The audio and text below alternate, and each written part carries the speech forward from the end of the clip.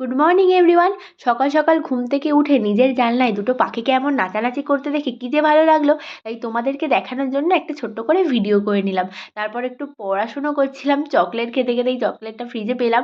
তারপর রেডি হয়ে অটোতে করে চলে এলাম মস্তন্দপুর, কারণ আজকে আমার পড়া ছিল।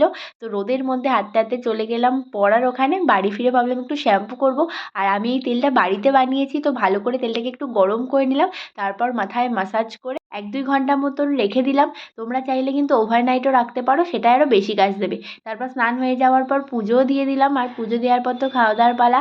আর আজকে দুপুরে খুবই একটা সিম্পল লাঞ্চ হয়েছিল, ডাল চাল দিয়ে সেদ্ধ ভাত, ডিম ভাজা, পেঁয়াজ ভাজা, শুকনো লঙ্কা, এইসব। তো দুপুরের খাওয়া দাওয়ার পর একটু ঘুমিয়ে পড়েছিলাম, আর বিকেলে এই জামাটাকে পেয়ে একটুখানি পরে ট্রায়ালও দিয়ে নিলাম যে গায়ে হচ্ছে কি না।